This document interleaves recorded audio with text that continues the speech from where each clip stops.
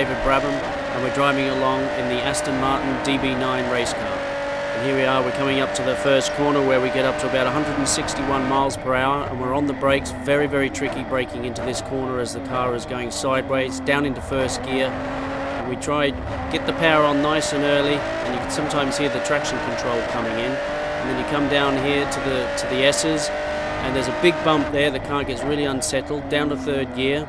Around the left-hand corner, around the right, we're full on the throttle here. We get over the brow, which takes the car over to the left, down into Tete Rouge, and we try and get through there as quick as we can because we've got a very long straight. It's about a mile long down this Mulsanne famous straight.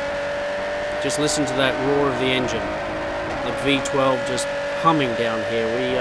We reach about 186 miles per hour in this straight, and it's everything's happened very, very quickly. And when we come up down here, we've got our braking markers. We have a 300, a 200 and 100, and that gives us a great idea of where we need to brake, down into second gear for the first chicane.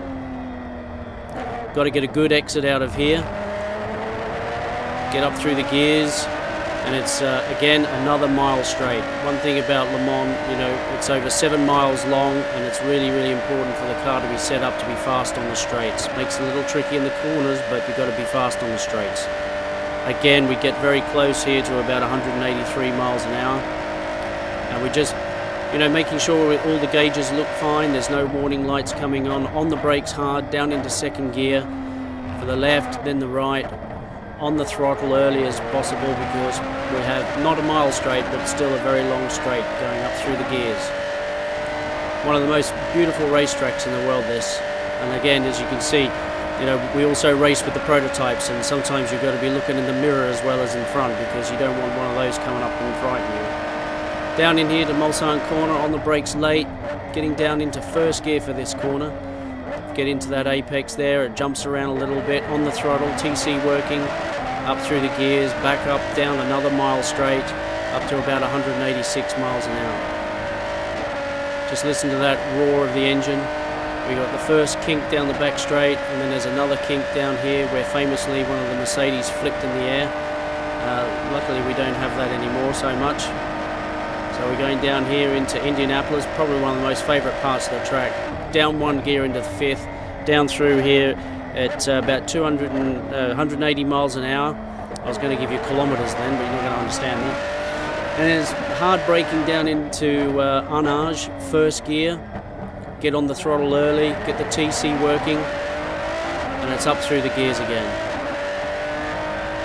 Looking in our mirrors to make sure there's no prototypes coming up behind us. Looking ahead to make sure that we're in the right spot. We're coming up now to the Porsche curves. Get up to about 180 miles an hour, down a couple of gears through a great section here through the Porsche curves. Fast left, just a slight lift through here on this corner, accelerating. And here we can, there's a bump there, you can see a little bit of a moment there, but gathered that one up luckily. And it's a long right-hand corner, and then for the left-hand, very tricky. Off-camber can take you right onto that curb on the exit where a lot of people get in trouble.